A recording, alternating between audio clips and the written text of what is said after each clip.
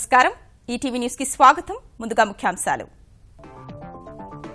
కేంద్ర మంత్రివర్గంలో మార్పులు ఏపీకి సానుకూలమేనన్న చంద్రబాబు గడ్కరీని పోలవరానికి ఆహ్వానించే యోచన పనుల తీరుపై విస్తృత సమీక్ష నేడు ఆంధ్రప్రదేశ్లో ఘనంగా గురు పూజోత్సవం 127 మంది ఉత్తమ ఉపాధ్యాయులకు సత్కారం విజయవాడ ఏ+ కన్వెన్షన్ సెంటర్లో భారీ ఏర్పాట్లు నేడు హైదరాబాద్లో గణపతి నిమజ్జన కార్యక్రమం శోభాయాత్రకు 26,000 మందితో భారీ భద్రత అన్ని శాఖల సమన్వయంతో సర్వం సిద్దం చేసిన జీహెచ్ఎంసీ నోట్ల రద్దుతో ఎంత నల్లధనం అంతమైందో తెలియదన్న ఆర్బీఐ పార్లమెంటరీ సంఘానికి నివేదన రద్దును ఎప్పుడూ సమర్థించలేదన్న మాజీ గవర్నర్ రఘురాం రాజన్ నేడు చైనా అధ్యక్షుడు జిన్పింగ్ తో ప్రధాని సమావేశం డోక్లాం వివాదం సద్దుమణిగిన తరువాత తొలిసారి భేటీ ద్వైపాక్షిక బంధం బలోపేతంపైనే చర్చలు ఉత్తర కొరియా తీరుపై భద్రతా మండలి అత్యవసర భేటీ అత్యంత కఠిన ఆంక్షలకు అమెరికా మిత్రదేశాల పట్టు చర్చలే పరిష్కారమన్న చైనా రష్యా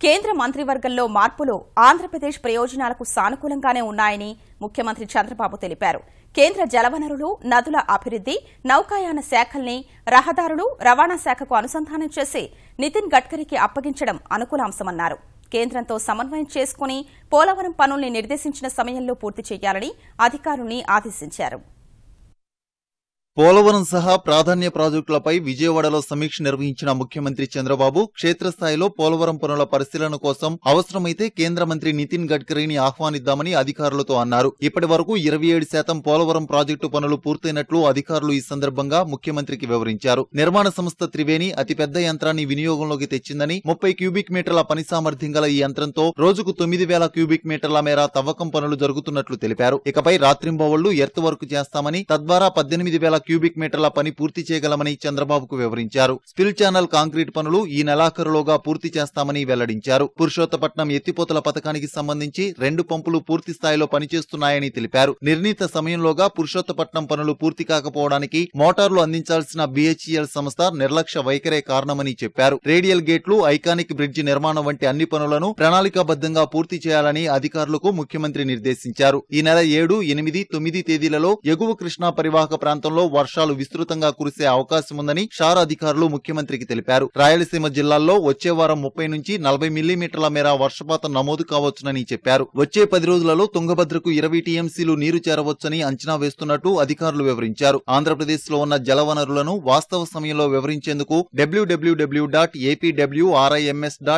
www.apwrims.ap.gov.in పేరిట వెబ్ పోర్టల్ ను సిద్ధం చేసినట్లు తెలిపారు ఈ జియో పోర్టల్ ఇంటరాక్టివ్ మ్యాప్ ను అందిస్తుందని సూక్ష్మ మధ్య తరహా సాగునీటి వనరులు సహా రాష్ట్రంలో ఉన్న అన్ని సాగునీటి వనరుల సమగ్ర వివరాలు అందుబాటులో ఉంటాయని తెలిపారు రాష్ట్రంలో ప్రస్తుతం 923.81 టీఎంసీల మేర జలవనరుల లభ్యత ఉన్నట్టు చెప్పారు ఈ నెల 6, 7, 8 తేదీలలో రాష్ట్ర వ్యాప్తంగా చేపట్టనున్న జలసిరికి హారతి కార్యక్రమాన్ని అధికారులు ప్రజాప్రతినిధులు ఒక పండుగ వాతావరణంలో నిర్వహించాలని ముఖ్యమంత్రి పిలుపునిచ్చారు తొలి రోజు విశాఖ జిల్లా శారదా నది తోటపల్లి రిజర్వాయర్ దగ్గర జరిగే కార్యక్రమాల్లో తాను పాల్గొంటానని తెలిపారు ఉపాధ్యాయ దినోత్సవాన్ని ఘనంగా నిర్వహించేందుకు ఆంధ్రప్రదేశ్ ప్రభుత్వం భారీ ఏర్పాట్లు చేసింది విజయవాడలోని ఏ+ కన్వెన్షన్ సెంటర్లో ఉపాధ్యాయ దినోత్సవాన్ని నిర్వహించనున్నారు ఈ ఏడాది 127 మందికి ఉత్తమ ఉపాధ్యాయుల్ని ముఖ్యమంత్రి చంద్రబాబు సన్మానించనున్నారు ఈ మేరకు చేసిన ఏర్పాట్లను ఆంధ్రప్రదేశ్ మానవ వనరుల శాఖ మంత్రి గంటా శ్రీనివాసరావు పరిశీలించారు సమాజానికి దిక్సూచిలా పనిచేసే ఉపాధ్యాయుల్ని గౌరవించుకోవడం ఒక అత్యుత్తమమైన బాధ్యతగా ప్రభుత్వం భావిస్తోందని ఆయన తెలిపారు బడిపొద్దులు కాకుండా బతుకు చూపించేవాడు బడిపొద్దులుగా ఈరోజు వాళ్ళని మనం తీసుకుంటా ఉన్నాం అటువంటి ప్రాధాన్యత గురువులకు ఉంది అందుకే ఈ పండుగను ప్రతిష్టాకరంగా తీసుకుంటున్నాం 4 కేటగిరీలో మనం ఉత్తమ ఉపాధ్యాయులు తీసుకున్నాం స్కూల్ ఎడ్యుకేషను 58 మంది ఉన్నారు అలాగే ఇంటర్మీడియట్ ఎడ్యుకేషను 13 మంది అలాగే హైయర్ ఎడ్యుకేషను 51 మంది టెక్నికల్ ఎడ్యుకేషను 5 మొత్తం 127 మంది ఉత్తమ ఉపాధ్యాయులని ముఖ్యమంత్రి గారి చేతుల మీదుగా ఈ సన్మాన కార్యక్రమం జరుగుతుంది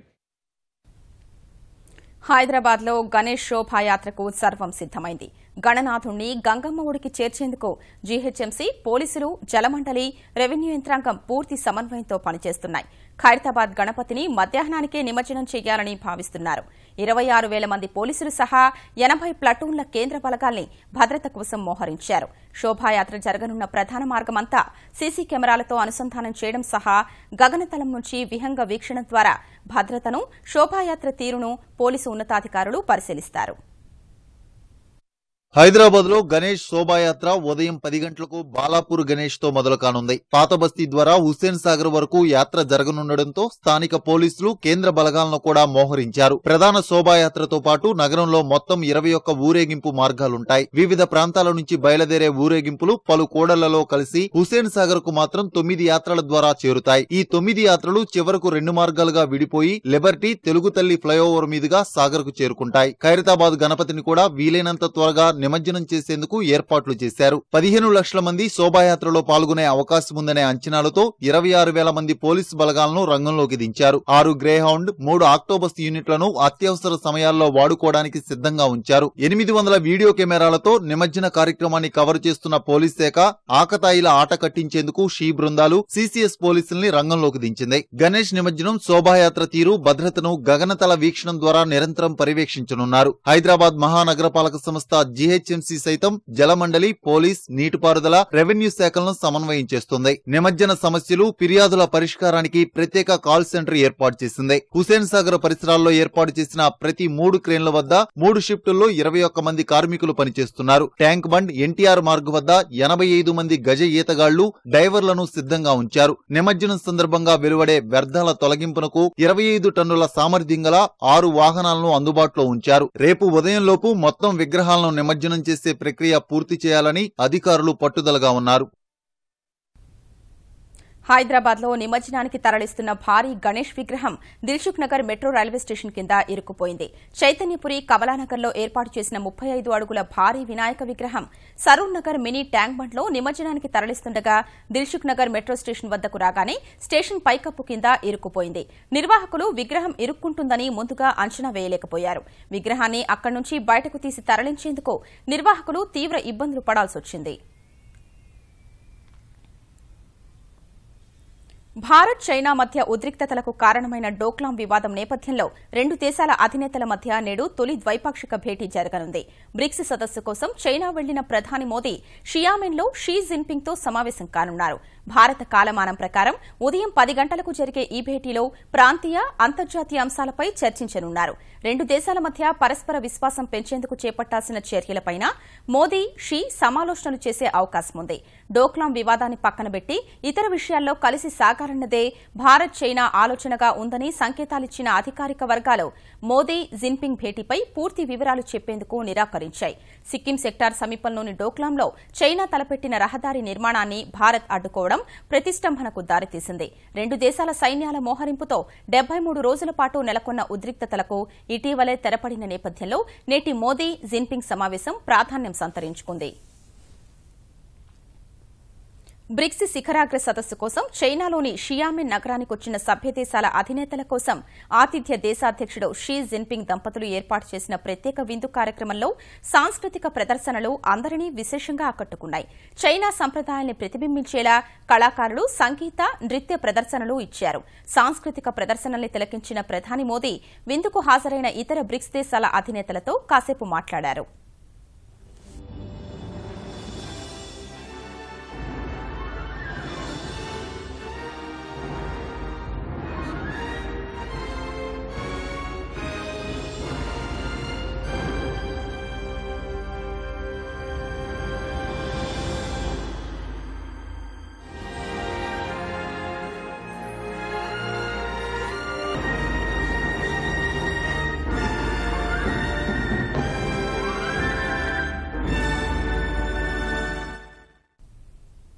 పెద్ద నోట్ల రద్దు ద్వారా ఎంత నల్లధనం అంతమైందో తమ వద్ద సమాచారం లేదని రిజర్వ్ బ్యాంక్ చెప్పింది. పాత నోట్ల మార్పిడి ద్వారా నల్లధనం ఎంత మొత్తంలో తెల్లగా మారిందో కూడా తెలియదని స్పష్టం చేసింది. రద్దయిన నోట్లలో 1% మినహా మిగిలినవన్నీ బ్యాంకింగ్ వ్యవస్థలోకి వచ్చాయని వెల్లడైన నేపథ్యంలో ఆర్థిక వ్యవహారాలపై ఏర్పాటైన పార్లమెంటరీ సంఘం అడిగిన ప్రశ్నలకు రిజర్వ్ బ్యాంకు ఈ మేరకు జవాబులిచ్చింది. నిర్ణీత సమయాల్లో పెద్ద నోట్ల రద్దును మళ్లీ చేపట్టాలని ఏవైనా ప్రణాళికలు రచించారా అన్న ప్రశ్నకు ఆర్బీఐ తెలియదనే జవాబిచ్చింది. పెద్ద నోట్ల రద్దుకు సంబంధించి వార్షిక నివేదికలో పేర్కొన్న గణాంకాలనే పార్లమెంటరీ సంఘం ముందుంచిన రిజర్వ్ బ్యాంక్ ఆ లెక్కలన్నీ అంచనాలేనని తెలిపింది. తిరిగి వచ్చిన నోట్లన్నీ అసలైనవో కాదో సరిచూసి వాటిని లెక్కించే ప్రక్రియ ఇంకా కొనసాగుతోందని, తరువాతే ఖచ్చితమైన వివరాలు తెలుస్తాయని స్పష్టం చేసింది. పెద్ద నోట్ల రద్దు కారణంగా జీడీపీ తగ్గడంపై నేరుగా సమాధానమివ్వని ఆర్బీఐ సేవ, పారిశ్రామిక రంగాల మందగమనంతో వృద్ధి రేటు తగ్గడం 2016-17లోనే ప్రారంభమైందని చెప్పుకొచ్చింది. పెద్ద నోట్ల రద్దు నిర్ణయాన్ని తానెప్పుడూ సమర్థించలేదని రిజర్వ్ బ్యాంక్ మాజీ గవర్నర్ రఘురాం రాజన్ స్పష్టం చేశారు. 86% కరెన్సీని ఒక్కసారే రద్దు చేస్తే ఆర్థిక వ్యవస్థకు కలిగే నష్టంపై కేంద్రాన్ని ముందే హెచ్చరించినట్లు తెలిపారు. పెద్ద నోట్ల రద్దుపై ఇప్పటి వరకు బహిరంగంగా మాట్లాడని రాజన్ తాను రాసిన I do what I do పుస్తకంలో ఈ విషయాలు వెల్లడించారు.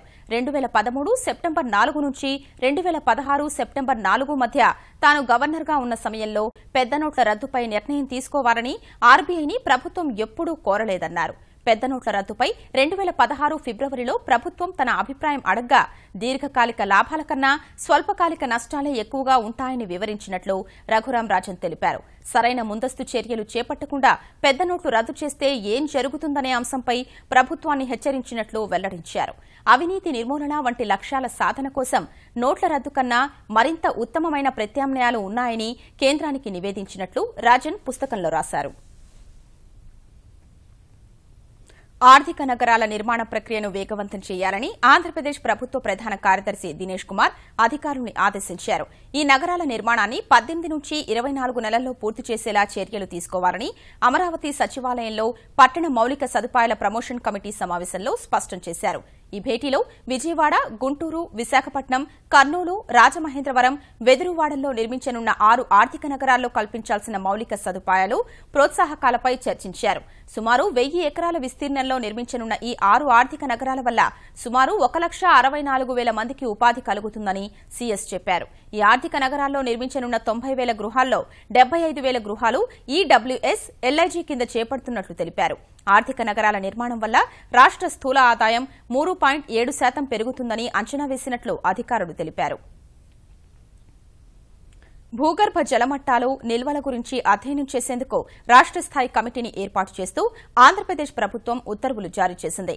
రాష్ట్ర జలవనరుల శాఖ కార్యదర్శి నేతృత్వంలో 22 మంది సభ్యులతో కమిటీని ఏర్పాటు చేస్తూ ఉత్తర్వులు జారీ చేశారు.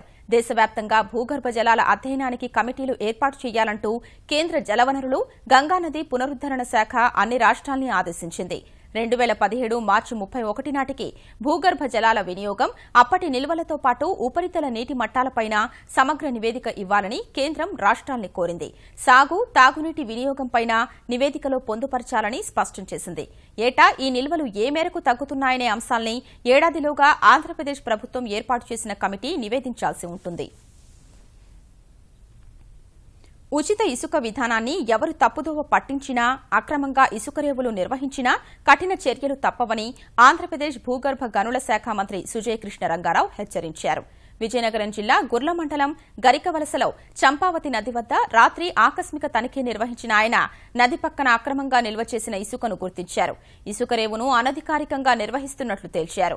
అక్రమ నిల్వలు 2 ట్రాక్టర్లు సీజ్ చేయాలని మంత్రి ఆదేశించారు. అనధికారిక ఇసుక రేవు కొనసాగుతున్నప్పటికీ చర్యలు తీసుకుని వీఆర్ఓ, గ్రామ కార్యదర్శికి షోకాజ్ నోటీసులు జారీ చేయాలని స్పష్టం చేశారు. ఇన్స్పెక్షన్లు కూడా ఎప్పటికప్పుడు అధికారులంతా కూడా చేస్తూ అనధికారికంగా ఏదైతే డంప్స్ ఉండటం కానీ, అధిక రేట్లకి అమ్మటం కానీ ఏ ఒక్కరు చేసినా సరే తప్పనిసరిగా ఆ వెహికల్స్ మీద, వాళ్ళ మీద, ట్రాన్స్పోర్టర్స్ మీద పీడీ యాక్ట్ కింద కూడా కేసులు బుక్ చేయడం జరుగుతుందని హెచ్చరించడం జరుగుతుంది. అన్న అమృతహస్తం పథకాన్ని మరింత మెరుగ్గా అమలు చేస్తామని ఆంధ్రప్రదేశ్ స్త్రీ శిశు సంక్షేమ శాఖ మంత్రి పరిటాల సునీత చెప్పారు. గుంటూరులోని స్త్రీ శిశు సంక్షేమ కమిషనరేట్ కార్యాలయంలో అన్న అమృతహస్తంపై సమీక్షించిన మంత్రి గర్భిణీలు, బాలింతలకు ఇచ్చే పోషకాహారం నాణ్యతపై రాజీ పడొద్దని స్పష్టం చేశారు. అద్దె భవనాల్లోని అంగన్వాడీ కేంద్రాలకు 120 కోట్లు మంజూరు చేశామని, త్వరలో విడుదల కానున్నాయని చెప్పారు. దశల వారీగా అన్ని అంగన్వాడీ కేంద్రాల్ని ప్రీ స్కూళ్లుగా మారుస్తామని మంత్రి సునీత చెప్పారు. కానీ ఎగ్ కానీ ఏదైనా కానీ బాగా లేకపోతే వెంటనే వాపస్ ఇమ్మంటున్నాం. ఒకవేళ చెడిపోయిన తర్వాత అది నీళ్ల పాలు అవుతున్నాయి, మట్టి పాలు చేస్తున్నారు. కానీ చాలా మంది మనం ఏదైతే అనుకున్నామో అది అక్కడ సాధించుకోలేకపోతున్నాం. అందుకని దీని గురించి అన్నిటి గురించి కూడా మేము రివ్యూ కూడా పెట్టాం. బాలామృతం చాలా మంచి ప్రాజెక్టు. 7 నెలల పిల్లవాడి నుంచి 3 సంవత్సరాల పిల్లల వరకు 2.5 కేజీ బాలామృతం ప్యాకెట్ ప్రతి నెల ఆ పిల్లవాళ్ళకి బాలామృతం కూడా ఇచ్చేది కూడా జరుగుతుంది. ఒకసారి గౌరవ ముఖ్యమంత్రి చంద్రబాబు నాయుడు గారి చేతుల మీద ఇది కూడా త్వరలోనే లాంచ్ చేయబోతున్నామని ప్రత్యేకంగా సోదరులందరికీ కూడా తెలియజేసుకుంటూ సెలవు తీసుకుంటాం. మార్కెట్ కమిటీల్లో రిజర్వేషన్లు తెచ్చిన ఘనత తమ ప్రభుత్వానిదే అని మార్కెటింగ్ శాఖ మంత్రి హరీష్ రావు పేర్కొన్నారు. మెదక్ జిల్లా నర్సాపూర్ మార్కెట్ కమిటీ పాలక మండలి ప్రమాణ స్వీకార కార్యక్రమంలో ఆయన పాల్గొన్నారు. ప్రతి మండలంలో రిజిస్ట్రేషన్ కార్యాలయం ఏర్పాటు చేస్తున్నామని, రిజిస్ట్రేషన్ రోజే పట్టా, పాసు పుస్తకాలు అందిస్తామని వెల్లడించారు. పేదలకు మెరుగైన వైద్యం అందించేందుకు తమ ప్రభుత్వం చిత్తశుద్దితో కృషి చేస్తోందని వైద్య శాఖ మంత్రి లక్ష్మారెడ్డి స్పష్టం చేశారు. నర్సాపూర్లో కొత్తగా నిర్మించిన 100 పడకల ఆసుపత్రిని, ఐసీయూను ఆయన ప్రారంభించారు. గాంధీ దవాఖానకు పోయింది మన గవర్నర్ గారు లాంటి పెద్ద వ్యక్తి ఇవాళ పోయినప్పుడు మనం కూడా పోయి దాన్ని మంచి వైద్యం పొందాలి. నిమ్స్ ఆసుపత్రి కూడా మంచిగా మొన్న ఈ మధ్యన మా పోచారం శ్రీనివాస్ రెడ్డి గారు, కేశవరావు గారు వాళ్ళ జ్వరం వస్తే ఎడికి పోయిండ్రు, ప్రభుత్వ దవాఖాన నిమ్స్ కు పోయింది. అంటే అక్కడ కూడా మెరుగైన సౌకర్యాలు ఉన్నాయి. దేశంలోనే ప్రభుత్వ దవాఖానలలో ఇంత మంచి డయాలసిస్ ఇచ్చిన ఘనత మంత్రి లక్ష్మారెడ్డి గారికి, మన ముఖ్యమంత్రి కేసీఆర్ గారికి దక్కింది. రాష్ట్రంలోని అన్ని హాస్పిటల్స్ పిఎస్సీలను మొదలుకొని డిస్ట్రిక్ట్ హాస్పిటల్, టీచింగ్ హాస్పిటల్ వరకు మరి హాస్పిటల్ యొక్క వాతావరణం మార్పు తీసుకురాగలిగింది. మరి ఇప్పుడు ప్రభుత్వ హాస్పిటల్స్ పైన ప్రజలకు నమ్మకం కలిగింది. గతానికి ఇప్పుడు పోలిస్తే దాదాపు 50% పేషెంట్స్ గవర్నమెంట్ హాస్పిటల్ పెరగడం జరిగింది. మానుకొండూరు నియోజకవర్గంలో ఆత్మహత్యాయత్నం చేసిన యువకుల పరిస్థితి నిలకడగా ఉందని తెలంగాణ ఆర్థిక మంత్రి ఈటెల తెలిపారు. సికింద్రాబాద్ యశోద ఆసుపత్రికి వెళ్లి యువకుల్ని పరామర్శించిన ఆయన స్థానికుల వల్ల కలిగిన ఇబ్బందితో క్షణికావేశంలో ఈ ఘటన జరిగిందని చెప్పారు. ఇలాంటి సమయంలో కొంతమంది రెచ్చగొట్టేలా మాట్లాడటం తగదన్నారు. వాళ్ళ ఆరోగ్యం నిలకడగా ఉంది, ఇద్దరిని కూడా బతికించుకున్న విశ్వాసం ఉంది. దళితులకి భూమి కొని ఇచ్చే స్కీమ్ ఏదైతే ఉందో ఒక్కొక్క కుటుంబానికి 20 లక్షల రూపాయలు కూడా సాయం చేసే కార్యక్రమంలో దళితులను బాగు చేసే కార్యక్రమం తప్ప ఇంకోటి కాదు. మిస్టేక్స్ జరిగితే సరి చేసుకునే ప్రయత్నం చేయాలి తప్ప వాళ్ళు రెచ్చగొట్టి ఇట్లాంటి వాటికి పులికొల్పొద్దని చెప్పి నా విజ్ఞప్తి. రాజకీయాలు ఉండొచ్చు, ఏమైనా ఉండొచ్చు, కానీ మనుషుల ప్రాణాలతో చెలగాటపడేటువంటి దుర్మార్గపు ఆలోచన ఎవరు చేయకూడదని చెప్పి నేను విజ్ఞప్తి చేస్తాను. శక్తివంతమైన అణుపరీక్ష సహా వరుస క్షిపణి పరీక్షలతో అలజడి రేపుతున్న ఉత్తర కొరియాపై అత్యంత కఠిన ఆంక్షలు విధించాలని రష్యా, చైనా మినహా ఇతర దేశాలు ఐరాస భద్రతా మండలిని అభ్యర్థించాయి. ఆదివారం ఉత్తర కొరియా హైడ్రోజన్ బాంబును పరీక్షించిన నేపథ్యంలో అత్యవసరంగా సమావేశమైన భద్రతా మండలిలో సభ్య దేశాలు ఈ మేరకు వాదనలు వినిపించాయి. ఉత్తర కొరియాను కట్టడి చేసే విషయంలో తాత్సారం తగదన్న అమెరికా ఆ దేశంతో వ్యాపార లావాదేవీలు సాగించే దేశాలు తీవ్ర పరిణామాలు ఎదుర్కోక తప్పదని హెచ్చరించింది. జపాన్, ఫ్రాన్స్, బ్రిటన్ సైతం ఉత్తర కొరియాపై కఠిన ఆంక్షల విధింపునకు డిమాండ్ చేశాయి. అయితే సమస్య పరిష్కారానికి ఉత్తర కొరియాతో చర్చలే మార్గమన్న రష్యా, చైనా ద్విముఖ వ్యూహాన్ని ప్రతిపాదించాయి.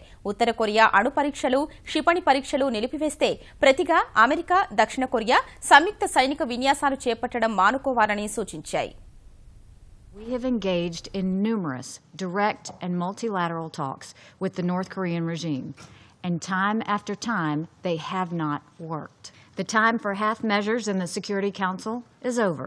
The United States will look at every country that does business with North Korea as a country that is giving aid to their reckless and dangerous nuclear intentions. Only the strongest sanctions will enable us to resolve this problem through diplomacy. We have kicked the can down the road long enough. There is no more road left. Many delegations, including ours, I think most of them, said that A, there is no military solution, B, that we have to look for diplomatic and political solution. Sanctions alone will not help to solve the issue, because the aim is to stop the nuclearization, to go for denuclearization, and eventually, hopefully, to come back to the six-party talks. So whatever measures we are planning now, I'm not sure that they will influence the other side to abandon what they have been doing. హర్యానాలోని సిర్సాలో డేరా సచ్చా సౌదా అనుచరుల నుంచి పోలీసులు భారీ సంఖ్యలో ఆయుధాన్ని స్వాధీనం చేసుకున్నారు. Licence కలిగిన ఆయుధాన్ని తమకు సమర్పించారన్న పోలీసుల ఆదేశాలతో గుర్మిత్ సింగ్ అనుచరులైన 50 మందికి పైగా ప్రేమీలు తమ వద్ద ఉన్న తుపాకుల్ని అప్పగించారు. ఆయుధాలు సమర్పించేందుకు 2 రోజుల సమయం ఇవ్వగా ఇంకా కొంతమంది అప్పగించాల్సి ఉంది. ప్రేమీల వద్ద ఉన్న లైసెన్సులు లేని ఆయుధాన్ని స్వాధీనం చేసుకుని కేసులు నమోదు చేస్తామని హర్యానా పోలీసులు తెలిపారు. శ్రీలంకతో ముగిసిన 5 వన్డేల సిరీస్లో 2 శతకాలతో సత్తా చాటి శతకాల్లో రికీ పాంటింగ్ రికార్డు సమం చేసిన భారత కెప్టెన్ విరాట్ కోహ్లీ ఐసీసీ ర్యాంకుల్లో అగ్రస్థానాన్ని మరింత సుస్థిరం చేసుకున్నాడు.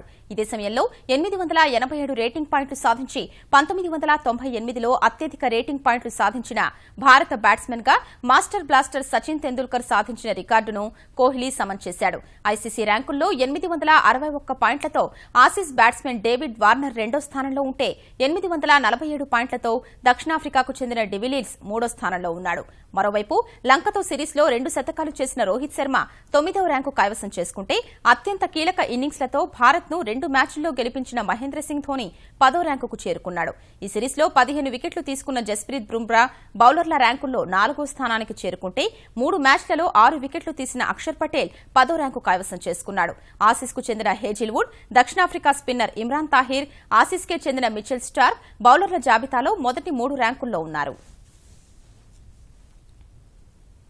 ప్రముఖ బ్యాడ్మింటన్ క్రీడాకారిణి సైనా నెహ్వాల్ 3 ఏళ్ల తర్వాత మళ్లీ పుల్లెల గోపీచంద్ అకాడమీలో చేరింది. మొదటి నుంచి గోపీచంద్ అకాడమీలో శిక్షణ పొందిన సైనా మనస్పర్ధల కారణంగా 2014 సెప్టెంబర్లో బెంగళూరు వెళ్లింది. అక్కడ బ్యాడ్మింటన్ కోచ్ విమన్ కుమార్ వద్ద శిక్షణ తీసుకుంది. ఇటీవల ప్రపంచ బ్యాడ్మింటన్ ఛాంపియన్షిప్ పోటీల్లో కాంస్య పతకం నెగ్గిన సైనా మళ్లీ గోపీచంద్ వద్ద శిక్షణ కోసం చేరింది. అకాడమీలో తిరిగి చేరేందుకు అంగీకరించిన గోపీచంద్ కు ట్విట్టర్ ద్వారా కృతజ్ఞతలు తెలిపింది. ఈటీవీ న్యూస్ సమాప్తం. నమస్కారం.